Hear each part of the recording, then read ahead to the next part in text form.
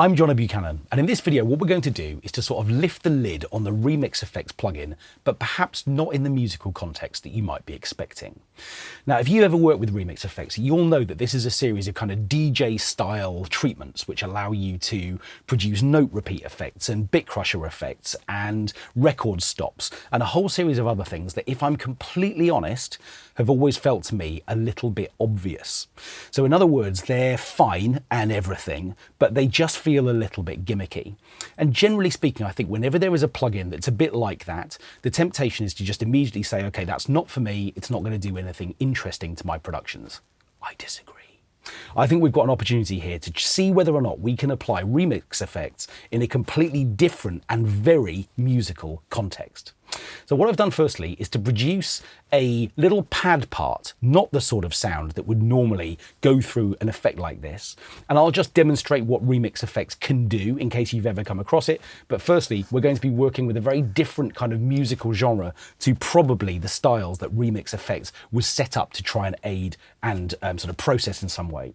So just showing you around this interface, firstly, what we've got over on the left-hand side is an opportunity to choose a parameter and to decide exactly what that's going to be. And at the moment, that's the filter. And I can choose a different effect from here if I want to, but this is where I can sort of select the parameter that I want to change. And over here on the right-hand side, we've got a note repeat effect. So the way that this works is that when I click on this pad, you can see it begins to animate, and I've got an XY controller here. So this is the filter cutoff from left to right, and this is resonance. And over on the right-hand side, I've got a rate control for the note repeater, and up and down controls the mix amount, so how dominant that effect is. This is a bit crusher, which is right here. And then we've got a gator style effect as well. And what that's going to do, doing it now, even without me putting effects in, we've got this little white noise effect, which is going to start gating the sound and treating it in some way. And then we've got a series of other controls here as well, which we'll come to in just a little while. But what I'm going to do is I'm going to put this over this pad sound that I programmed, which sounds like this, quite melancholic, quite sad. And then we're going to start doing some weird DJ things to it.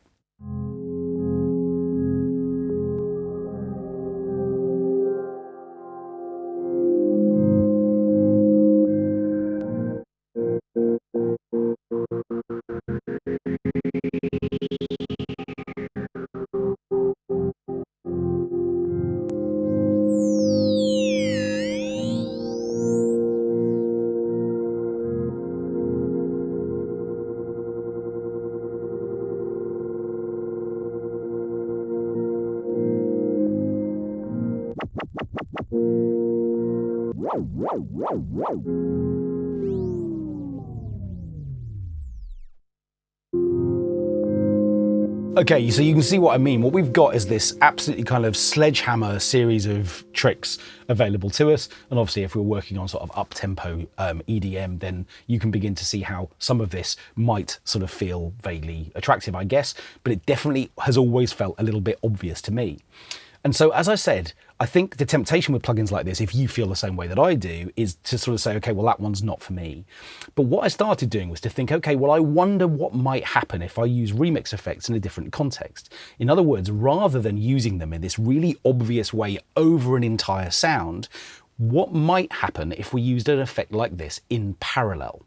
Now, in case that's a term you haven't come across before, parallel effects, literally as their name suggests, means a process that runs alongside, i.e. in parallel, with an original sound. So we've got videos on the channel about parallel compression, for example, and parallel distortion, things that you can bring to your projects where we have all of the original sound and a separate parallel process as well. So what might a parallel remix effects treatment sound like, and how might we go about setting one up? Okay, well, like this. What I'm going to do is I'm going to get rid of this treatment for a moment. So I'm going to get rid of it altogether from the plugin list. And what I'm going to do instead is to set up an auxiliary send. Now remember, with an auxiliary send, what that means is I'm sending the sound sideways to a new place where this plugin can be added, which means that this new channel will control the remix effects and the original channel will be just the original pad. So in other words, well, I've got two separate channels now, one of which is going to be the remix effects style treatments, and one of which is going to be the original pad. And if at any stage I want to just go back to the pad, all I've got to do is to turn the send level down, and it will be gone because it won't be sending the sound out to this auxiliary again. So this time when I experiment with some of the same sorts of effects, we're going to be hearing all of the original pad sequence, and the remix effects will be happening alongside them, which means that effectively they're going to be buried underneath the pad. Now, if you watch this channel regularly, you'll know that I really like treatments that are just subtly buried underneath other sounds, little ear candy kind of effects where what we get a chance to do is to have little sounds and treatments emerging out of the mix rather than completely dominating it. It feels like a more subtle and sophisticated way to produce tracks. So how might this kind of a sound feel with some of those effects happening again, but this time underneath the original pad? Let's have a listen.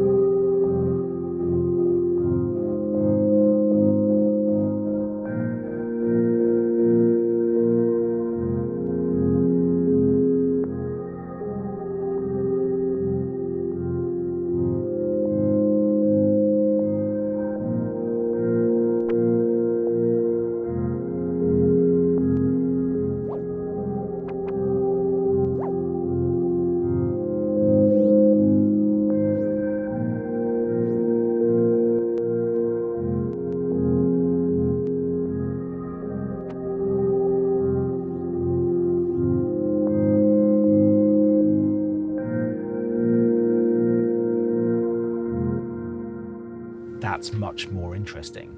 So what we've got, even with some of the really kind of novelty effects, like some of the record stop things, when we just trigger those a little bit, if we happen to catch the right piece of audio, we occasionally get something quite interesting, almost like a little tape loop. I can imagine maybe potentially feeding an effect like that into a delay so that we get this kind of little pitchy, wonked out thing.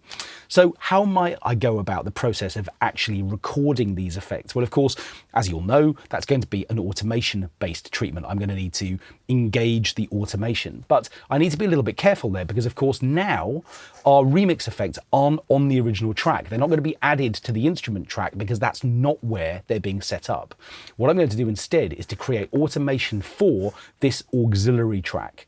And before I do that, it's a good idea for me to actually label this, because when I do start adding automation, the track name is going to show up underneath the track that I'm, or at least underneath this current pad track. And at that point, I don't want it to be called Auxiliary 5. I want it to be called Remix Effects so that I know exactly what I'm working with.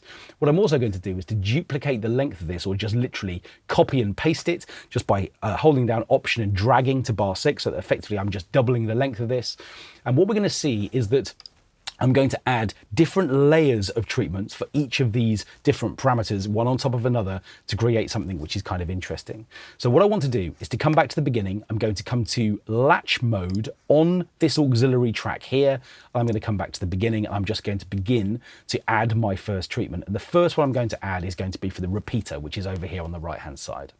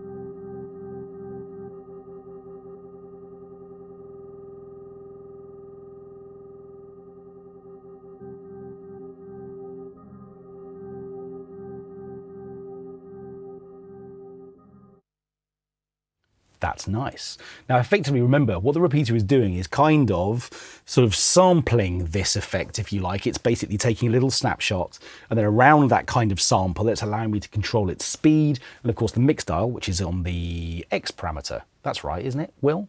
Top to bottom, X? That's right. X is up and down. So the X parameter is the mix control. So effectively what I have a chance to do is to sort of decide how loud I want it to be by going up and down, and how fast I want it to be by going left to right. If I've got X and Y the wrong way around, apologies. Okay, so I've now got one lane of automation. So I can see that when I press stop, Logic has created a Remix Effects track for me. Now remember, it's called Remix Effects because I labeled it. Really, this is my auxiliary track. And because Logic now knows that I might want to edit that automation data or add more in some way, then of course what I've got a chance to do is to have this track be part of my project. Now I want this to feel like it's part of the pad, so I'm going to move it up here underneath the pad track. And what I'm going to do now is stay in latch mode and record a second lot of automation data, maybe for the filter this time.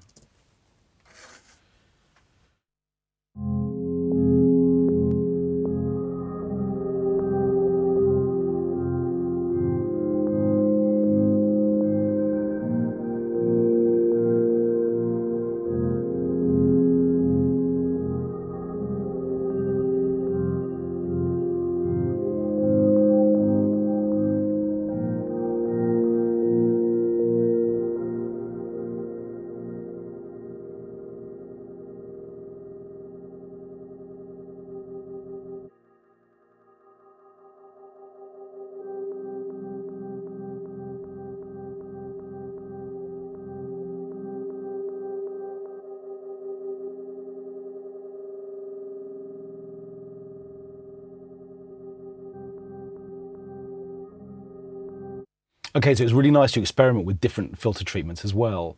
So what I've done here in this little note repeat section, which is taking over from when the pad stops, is I've introduced a little bit of the cutoff data there. And I didn't really like the way that that got introduced. I was in the wrong part of the filter at that stage. So what I might choose to do now would be to open up the automation by pressing A, and then coming and seeing which parameters are available to me. Now you might think, of course, that this one pad is going to be one lot of parameter data, but of course it's more than that. It's the rate control, it's the mix amount, it's various things. So I'm going to see that when I jump into here, I've got a number of different lanes for the repeater and for the filter as well.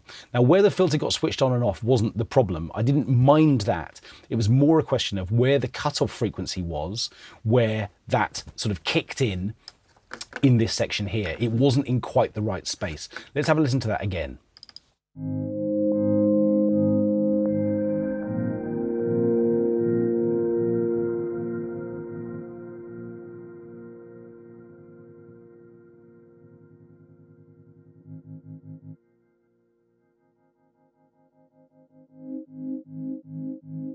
So I want the filter to be at about this level here when it gets introduced at this point.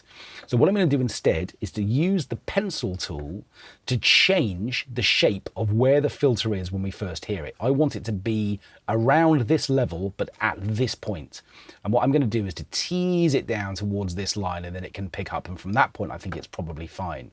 So I've just made a little bit of a change. I've found the parameter that I wanted to use. And remember, to do that, all you need to do is to click on the used list. In other words, the used parameters are all of the ones that we've actually used. And I can see that they're all sort of stacked up. Some are for the repeater and some are for the filter cutoff. And of course, I can keep going. If I wanted to introduce some of the bit crush style effects or some of this kind of gator style effect process instead, I can do that too. So let's do both of those in one more pass.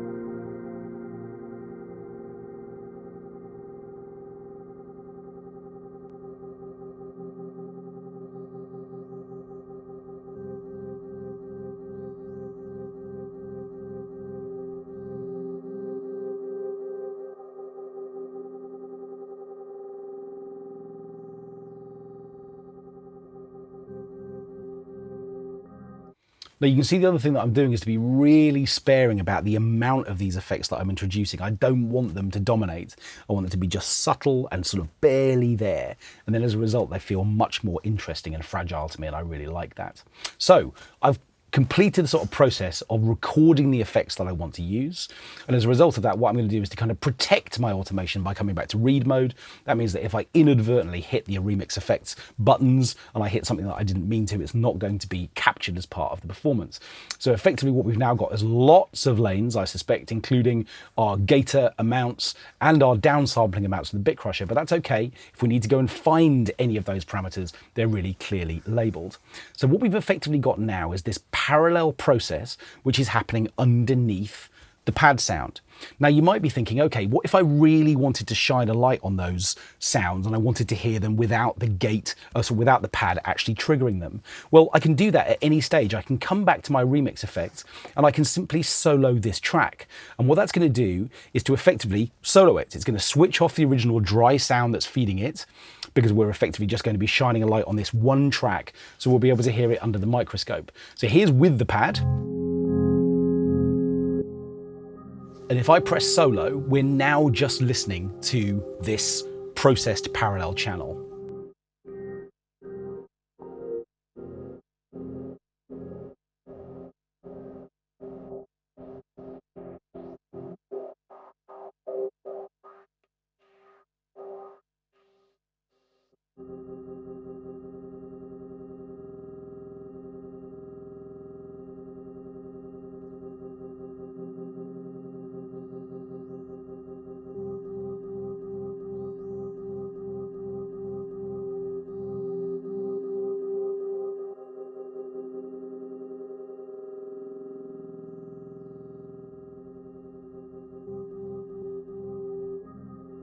Okay, so you can hear this kind of little world of chaos that we've created underneath the pad.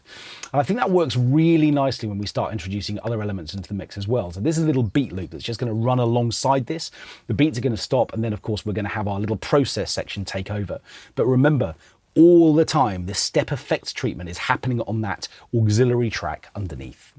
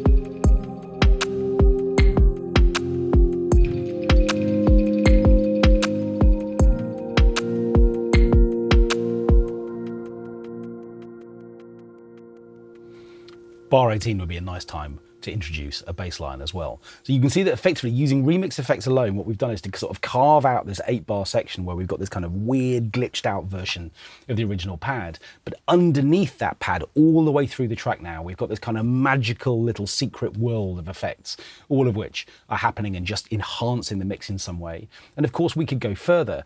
Underneath the remix effects, we could put a tremolo plugin to have all of that move from one side of the mix to the other. We could enhance it with step effects, or we could put a filter style treatment over the top of it so that effectively all of that just undulated in and out of the mix. We could send it to a reverb, we could add delay. All of these options are available to us. But as Remix Effects tends to feel like the kind of plugin that dominates a mix, it's quite interesting to use it in a different context like this, where effectively we're taking all of the emphasis off those sort of quite dominating kinds of treatments that it can provide and using it in this much more mysterious, secret way instead.